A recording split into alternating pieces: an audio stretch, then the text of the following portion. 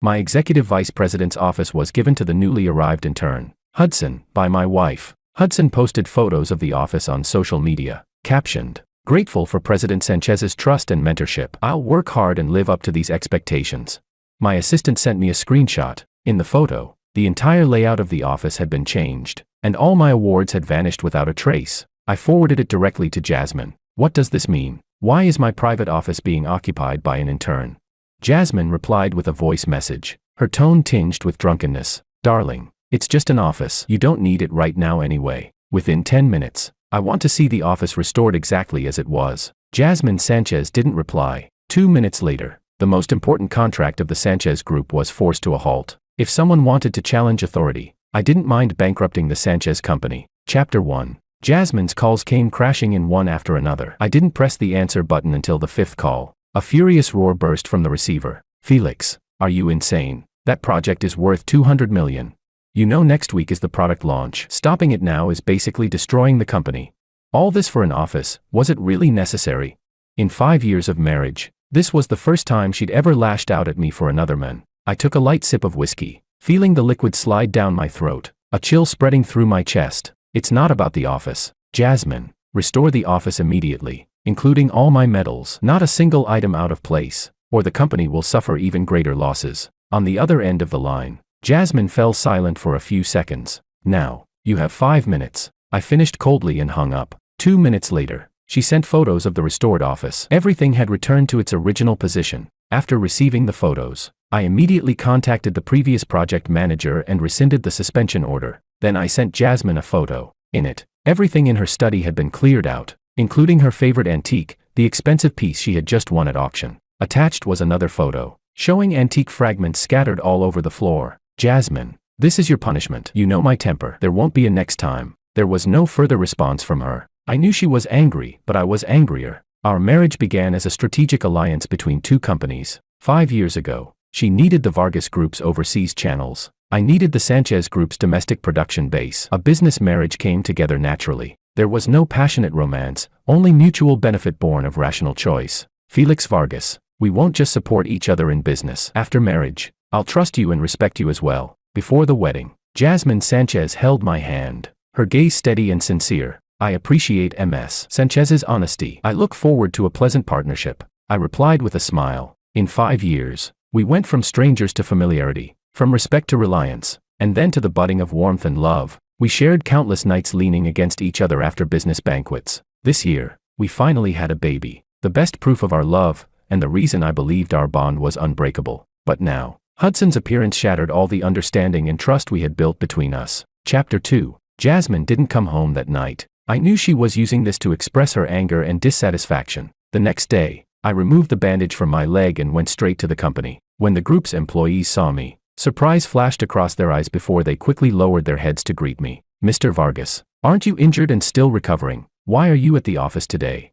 The young receptionist stepped forward and asked with concern. "There are some matters I need to handle personally." After giving a slight nod, I headed straight for the executive floor, but the moment the elevator doors opened, I heard laughter coming from Jazmin's office. Through the half-open door, I saw Hudson sitting beside her. There was a smile in Jazmin's eyes, completely different from the cold indifference she showed to other secretaries. In the past, aside from me, she never allowed anyone to sit in her office for long, let alone show such a gentle expression. Yet now, the distance between her and Hudson was so close there was almost no space between them, the two chatting happily. Hudson was wearing a high-end luxury suit. It was the exact style I had my eye on before, and the one Jazmin had mentioned she wanted to give me. Not only was the suit outrageously expensive, it was also a limited edition, with only 5 pieces worldwide. And now, it was on an intern. I pushed the door open. Their laughter came to an abrupt halt. The smile on Jazmin's face instantly froze. "Why are you here?"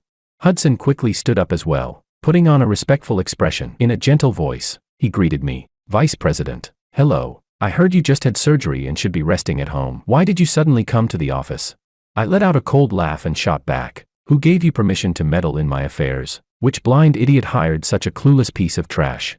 The smile on Hudson's face stiffened instantly. He opened his mouth, at a loss for words. "Take off the suit you're wearing now." The atmosphere in the office dropped to freezing point. Hudson's eyes widened, his lips trembling in disbelief. He looked at Jazmin, his eyes full of pleading. I turned to Jazmin as well, my gaze icy. Explain to me why my suit is on him. Jazmin frowned deeply, impatience evident in her voice. Because of yesterday's office incident, Hudson became the subject of quite a bit of gossip among colleagues, so I gave him some compensation. It's just a suit. I'll give you an even better one later. Compensation?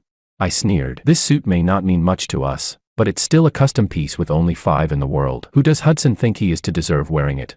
Besides, what happened yesterday was because he couldn't recognize his own position. He brought it on himself. Jazmin, have you also forgotten your own position? Forgotten who I am? Who gave you the right to casually give away something that belongs to me?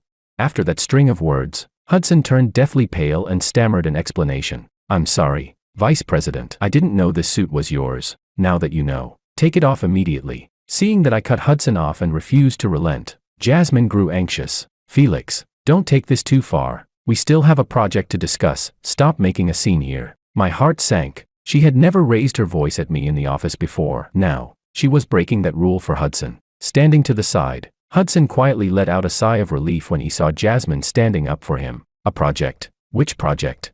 The cooperation with Group A. Hudson and I are about to head out. Jazmin tugged at her sleeve, her tone growing even more impatient. Hudson helped a lot with this matter, so I'm taking him along to the meeting. I raised an eyebrow and laughed mockingly. Oh, since when does an intern have that kind of capability, enough to influence the decisions of a listed company? Jazmin's face darkened. She picked up her bag and motioned for Hudson to follow. Let's go. Don't waste time. As they brushed past me, Hudson gave me a smug smile, his eyes filled with provocation. Jazmin, you brought this on yourself. Since you insist on backing Hudson, don't blame me for being ruthless. After they left, I took out my phone and dialed the private number of Group A's chairman. Chairman Law, this is Felix. About the cooperation Jazmin is planning to discuss today. Chapter 3. An hour later, I received a call from Jazmin. She was furious, her voice practically roaring. Felix, what exactly are you trying to do? Chairman Law openly humiliated Hudson, calling him a pretty boy, a man who climbed his way up by selling his body. He even said the entire Sanchez Group was built on your back, and that while you're recovering from your injury, I went looking for another man, ungrateful and shameless. This was all arranged by you, wasn't it? I let out a light laugh. Jazmin, I can't control what other people think or say, right or wrong. Everyone has eyes, they can judge for themselves. Hudson couldn't take the humiliation and left. The cooperation fell apart too. Are you satisfied now? Satisfied? I'm very satisfied. This is what you call reaping what you sow. After hanging up, the anger in my chest finally eased a little. Soon after, my assistant messaged me, saying Hudson's situation had already spread throughout the company. When he returned, colleagues pointed at him behind his back. Some even scolded him to his face, calling him arrogant, scheming, talentless, someone who climbed up using dirty tricks. Everything on his desk was thrown straight into the trash, even when he shouted hoarsely that he wasn't that kind of person, that they couldn't treat him this way. No one in the company listened to his defense. Who would offend a vice president for the sake of an intern?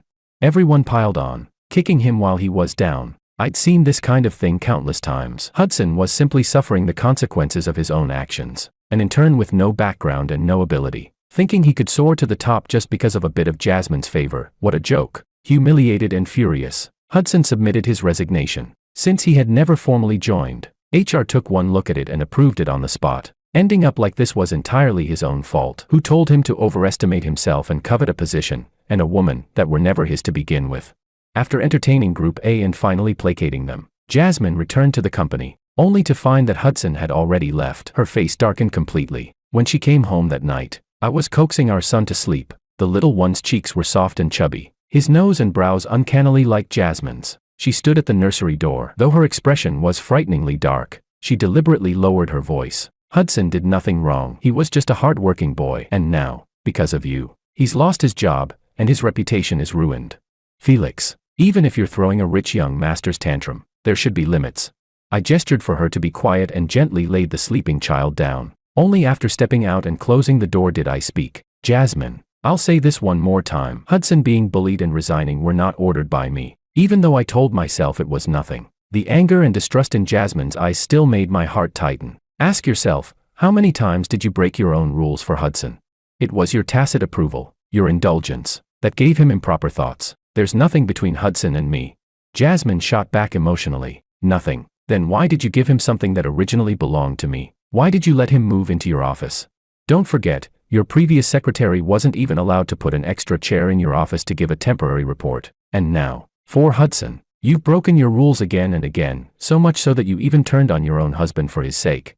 I stepped closer, looking down at her, enunciating every word. Jazmin, I admit it, I like you. Otherwise, I wouldn't have married you, wouldn't have let you carry my child, but you also know me well. In my eyes, Felix Vargas has never tolerated even a grain of sand, let alone betrayal or deception. If you dare cross that line, even if it's only emotional drifting or ambiguity, I won't hesitate to give my son a different mother. Jazmin's face turned ashen. She turned and strode into the guest bedroom, and I knew this matter was, for all intents and purposes, over. After she calmed down in the guest room, we would reconcile the next day and turn the page. That had always been our unspoken understanding in maintaining this marriage for 5 years. The only difference was that previous conflicts had been about business or family matters. When it came to feelings between a man and a woman, this was the first time, and it would also be the last. Chapter 4. Early the next morning, Jazmin's phone rang. Hudson's name appeared on the screen. She hesitated for a moment, then still pressed answer. Hudson's voice came through the phone, choked with sobs. President Sanchez. I really don't know what to do anymore. Take it slowly. What happened? Jazmin frowned, her voice gentle. I'm being cyberbullied. My photos are everywhere online. Everyone is insulting me, saying I'm a pretty boy, that I climbed my way up by selling my body.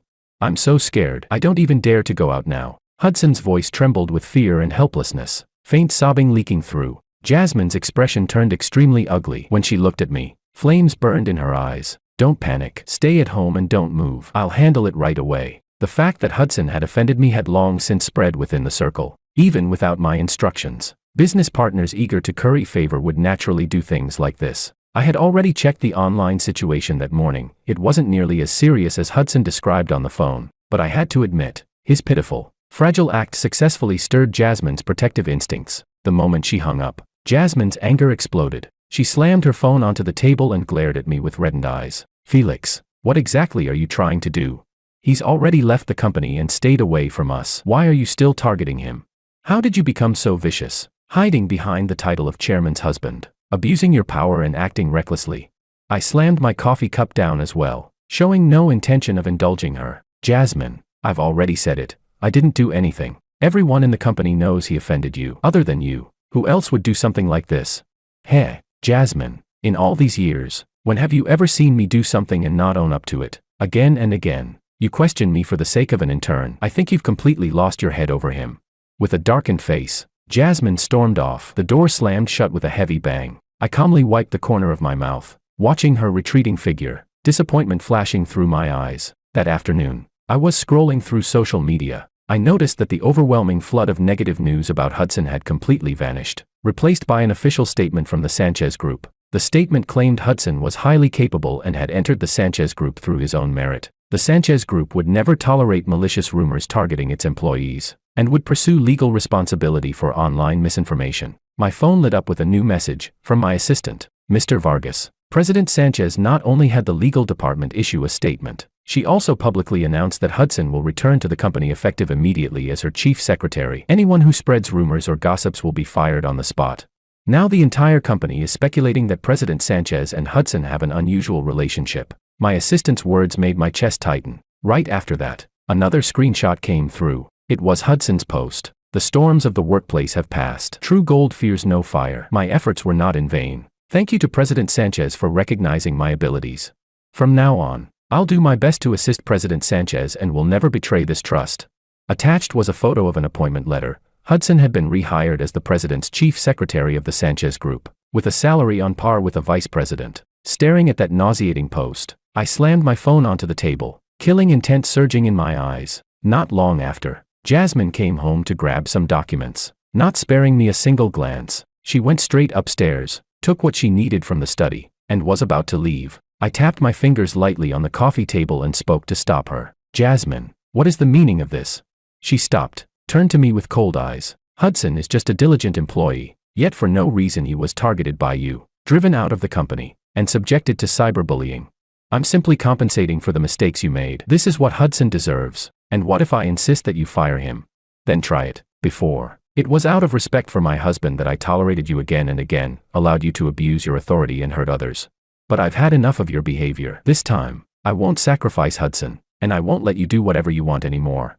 Jazmin turned and left. The sound of the door echoed through the entire villa. At that moment, I was completely disappointed in her. A 5-year marriage built on understanding and companionship had developed such a rift because of a man who had appeared only half a month ago. I sat on the sofa, anger and disappointment intertwining in my chest. The glass in my hand shattered under my grip. Blood flowed down my palm as I forced myself to calm down. Since she was determined to stand on Hudson's side, then she couldn't blame me for being ruthless. Jazmin, you will definitely pay the price for what you did today. Chapter 5. After making my decision, I picked up my phone and directly dialed my private lawyer. Oscar, I need you to prepare a divorce agreement immediately. Make sure the asset division is crystal clear. Not a single cent can be missing. On the other end of the line, Oscar was stunned by my sudden decision and cautiously confirmed. Mr. Vargas, are you serious? Divorce is not a trivial matter. Immediately. Right now. I want to see the agreement within 3 days. Understood. Then regarding Ms. Sanchez, no need to notify her. This is my decision. After hanging up, I turned on my computer and pulled up all business records involving the Sanchez Group. Over 5 years of marriage, I had given the Sanchez Group far too many conveniences and resources, and now, it was time to take all of them back. Next, I issued a direct order to the Vargas overseas headquarters. Inform all partners to suspend all cooperation projects with the Sanchez Group. The reason will be technical adjustments. Yes, Mr. Vargas. The response was crisp and decisive, no questions asked. Absolute obedience to my command. That had always been the Vargas family's way of doing things. Then there were the core technical teams Vargas had invested into the Sanchez Group. I instructed HR to bring all of them back to Vargas with double the salary. This series of actions caught my father's attention. His call came quickly. The moment I answered, I got straight to the point. Dad, I've decided to divorce Jazmin. After a brief silence, my father's voice came through. Have you thought it through? Very clearly. All right, I won't ask for the reasons. Your mother and I trust you and support your decision. Since you've decided, don't hesitate. The Vargas family never drags things out. Within 2 days, I quietly withdrew everything. Funds in my private accounts were transferred one by one, ensuring Jazmin could no longer access them, and she knew nothing about any of it. Over those 2 days, Hudson's social media accounts were extremely active as well, posting daily photos of accompanying Jazmin to business events. A new car, a new watch, a new office. The captions were always some variation of "Thanks to President Sanchez for her cultivation." I glanced at it once on the first day and then blocked him. Trash like that wasn't worth a second look. After that, I devoted all my energy to preparing the new company. Suddenly, my phone rang. The caller ID showed Jazmin. Felix, my father's birthday is today. He wants us to go back to the old house. If you don't want to go, I'll go by myself. Her voice was cold and distant. I glanced at the divorce agreement already prepared on the desk and curled my lips slightly. I'll go. It was time to lay everything out and put an end to it all. Chapter 6. At 7 in the evening, I drove my Maybach slowly through the gates of the Sanchez family's old estate. The courtyard was brightly lit, and faint laughter and conversation could be heard. Mr. Sanchez, his wife, and several relatives were standing at the entrance to welcome the guests. When they saw me step out of the car alone, a trace of surprise flashed across their faces. Felix, where's Jazmin? Mr. Sanchez asked. It was no wonder they were surprised. In 5 years of marriage, this was the first time the two of us had not appeared together. She said she'd arrive later. They warmly ushered me inside. The butler personally brought me a cup of Longjing tea. I sat on the sofa, took the teacup, and calmly took a sip. Half an hour later, the front door was pushed open again. Jazmin finally arrived. What no one expected was that Hudson was walking in right behind her. Mr. Sanchez immediately sensed something was wrong. His face darkened, anger flashing in his eyes. Jazmin, today is a family dinner. Why did you bring an outsider? Dad, Hudson is my chief secretary. We just finished handling company business, so I brought him along. This is a family dinner. How can you mix it up with company affairs? Mr. Sanchez raised his voice. Send him back. Hudson's expression changed. He looked at Jazmin with a wronged, pitiful expression. That move was clearly effective on Jazmin. She immediately spoke up in his defense. Dad, Hudson is my most capable assistant. He's been busy all day and hasn't even eaten. Just let him stay. Seeing his daughter so muddle-headed, Mr. Sanchez grew even angrier. Felix is busy too. Has he ever brought his assistant to a family dinner? This is a family gathering, not a business social. Butler, see the guest out. With Mr. Sanchez's order, the room fell into an awkward silence. The butler hesitated, caught between the conflicting parties, unsure how to act. Hudson stood behind Jazmin, yet his eyes kept darting toward me, a faint, provocative smile playing at the corner of his lips. This farce completely exhausted my patience. No need. I cut in coldly, pulling a document from the inner pocket of my suit and laying it out in front of everyone. This is what I came here for today. When they saw the large words divorce agreement on the cover, The entire room fell into dead silence. Jazmin's face turned deathly pale. The handbag in her hand slipped to the floor with a dull thud. Her voice trembled as she questioned me. Felix, you want a divorce? Have you lost your mind? My gaze shifted from Jazmin to Hudson, then back to her. I'm very clear-headed, clearer than ever. Mr. and Mrs. Sanchez hurried forward, trying to mediate. Felix, if there's any misunderstanding, we can talk it out slowly. You can't act on impulse over something like this. There's nothing more to say. I've already made my decision. I won't sign it. Jazmin suddenly screamed, her eyes reddening. Just because I made Hudson my chief secretary, you want to divorce me? Jazmin, you know perfectly well what this is really about. I stared straight into her eyes, enunciating every word. I warned you, and I gave you chances. Felix, never give anyone a second chance. I already broke my own rule for you, yet you still pushed your luck. Since you chose a pretty boy over stepping all over my head, don't blame me for being ruthless. An uproar broke out in the room. Jazmin stubbornly refused to sign. Her mother grabbed my arm, her voice pleading. Felix, calm down. Let's discuss this properly. Please don't be impulsive. I freed myself politely but firmly. Madam, I've already made up my mind. There's no room for negotiation. Jazmin, you can refuse to sign, then we'll settle this in court. With that, I turned and strode away, leaving behind a banquet plunged into chaos. Chapter 7. I stood in front of the floor-to-ceiling window, overlooking the entire city, feeling lighter than I had in a long time. My assistant walked into the office, holding the latest report. Mr. Vargas, today another 30 core employees from the Sanchez Group submitted applications to join us. His tone carried barely concealed excitement. So far, we've successfully poached 100 of Sanchez's key technical personnel. Sanchez Group stock hit the down limit as soon as the market opened today. This is the 5th consecutive trading day it's been locked at the limit. In addition, multiple major projects have been forced to suspend due to talent loss. There are already rumors in the market that Sanchez Group is on the verge of bankruptcy. I nodded slightly. Everything was unfolding exactly as I had anticipated. Without the support of the Vargas Group, without its core technical teams, the Sanchez Group was nothing more than a fish out of water, struggling uselessly as it waited to die. Oh, and there's another interesting piece of news. The assistant added, unable to suppress a grin. Apparently Hudson made a big show of himself at a Sanchez Group executive meeting, proposing that the company pivot into the tech sector. The project collapsed almost as soon as it launched. Now the entire Sanchez Group is in total chaos. I let out a cold laugh. A liberal arts graduate daring to lecture a technical team, he really doesn't know his own limits. The outcome was entirely predictable. Hudson was nothing more than a flashy shell, no real skills, no business acumen to speak of. Only because Jazmin had lost her head would she hand critical company decisions to someone like him. The phone on my desk lit up again, another call from Jazmin Sanchez. It was already the 15th missed call of the day. I directly added her to the blacklist. I had no interest in hearing her explanations or apologies, and even less interest in knowing how she was doing now. I heard that after Sanchez Group stock kept plunging and multiple projects ground to a halt, she finally came to her senses and fired Hudson. But it was too late. The Sanchez Group had already been severely weakened, with nearly half its market value evaporated. That afternoon, security called. Mr. Vargas, MS. Jazmin is in the lobby, requesting to see you. Not seeing her. She says she won't leave unless she sees you. The guard said awkwardly. Then let her stand there. Have someone keep an eye on her and make sure she doesn't cause trouble. I hung up and continued focusing on the work in front of me. Did she still not understand? Everything was already over. That evening, my assistant messaged me to say Jazmin had stood outside the company entrance for 2 hours before finally being escorted away by security. The next day, the security call came again. This time, the visitor was Mr. Sanchez. After a moment's thought, I nodded and had my assistant show him in. After all, over the years, Mr. and Mrs. Sanchez had treated me fairly well. Mr. Sanchez's eyes were bloodshot, his whole demeanor noticeably haggard. The moment he entered, he went straight to the point. Felix, I know Jazmin made a mistake, but she's realized it now. Could you give her one more chance?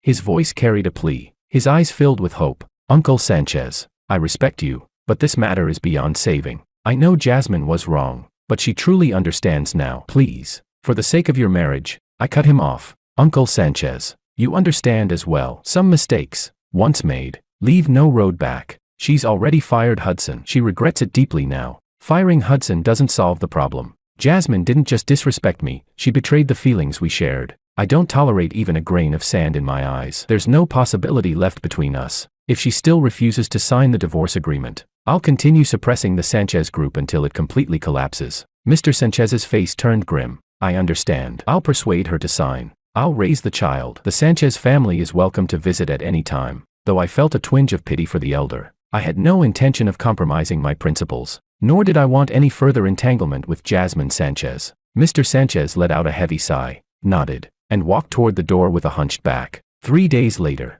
the signed divorce agreement was delivered to my desk. Chapter 8. Night fell. After finishing the last document, I prepared to leave the company. As I stepped out of the building, a disheveled figure crashed into my line of sight. Hudson was pinned between 2 security guards, clothes rumpled, hair a mess. The moment he saw me, he struggled even harder, nearly breaking free of their grip. "Felix, this is all you're doing. You destroyed my career. You ruined everything." I kept a safe distance and looked down at him coldly. "Hudson, you seem to have one thing wrong. You were fired because you're incompetent. Those so-called strategies of yours were nothing but second-hand trash copied off the internet, full of holes." Hudson's face flushed, then turned pale, the rage in his eyes flaring even brighter under my words. I continued. "The only reason you became the Sanchez Group's chief secretary was because you exploited Jazmin's sympathy, playing the victim to gain her protection. You're nothing but a talentless pretty boy who climbed up by flattering women. That's your true nature. At the company, you bullied those below you and deceived those above, stealing, taking, extorting. No one dared say a word because you hid behind Jazmin, using her trust and protection, didn't you? Do you really think you amount to anything in my eyes? You're just a useless pretty boy, a male prostitute who climbed up by selling pity and flesh. Trash like you isn't even worth calling garbage." Hudson's face went deathly white. I had clearly struck a nerve. He suddenly burst free from the guards and lunged at me. "Shut up, I'll kill you."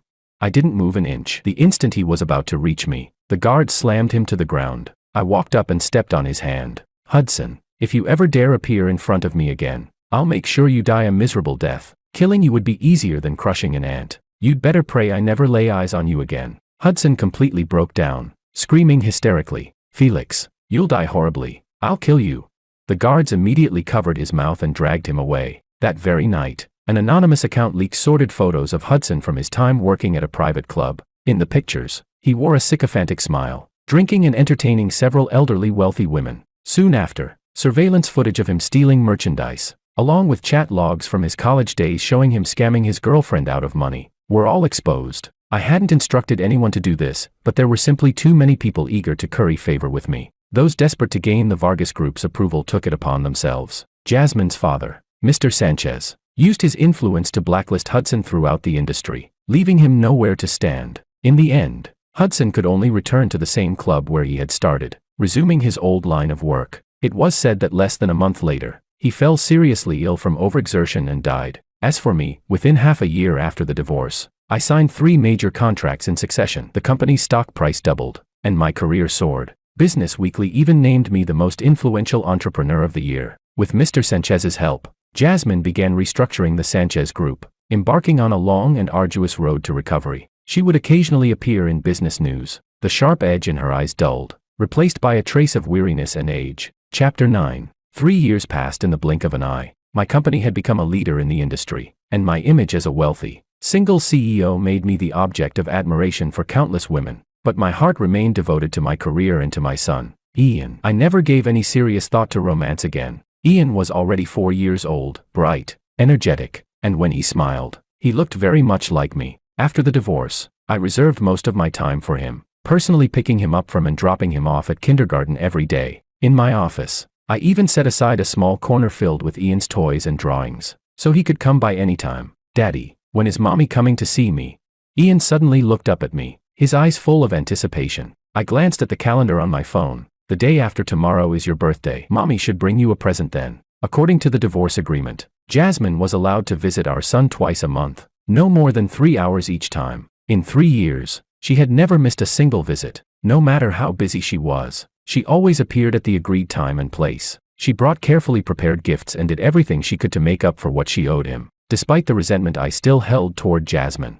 For the sake of Ian's healthy growth, I never interfered with his contact with her. Over these 3 years, under Jazmin's efforts, the Sanchez Group gradually regained its footing. Though it was no longer what it once had been, it was operating steadily. We occasionally crossed paths at business events, exchanging a simple nod, nothing more. On Ian's 4th birthday, I held a small party at home, inviting his little friends and the nanny. That afternoon, the doorbell rang. I opened the door and saw Jazmin standing outside, holding a huge gift-wrapped box, a birthday present. I took the gift and nodded. I'll be back in 3 hours. Right on time. Jazmin nodded as well, watching me leave with unmistakable reluctance in her eyes. Over the past 3 years, she had hinted more than once, through various means, that she wanted to reconcile. At business occasions, she would deliberately bring up the good times we once shared. After visiting Ian, she would linger a little longer, trying to find topics to extend our conversations. She even had mutual friends pass along messages, saying she still loved me and was willing to start over. But all of those attempts were rejected by me, in one way or another. Some things, once broken, can never be restored. My current life, success in my career, a healthy and happy son, days full and meaningful, was far better than the marriage I once had. Compared to the past, I now lived with greater freedom and far more peace.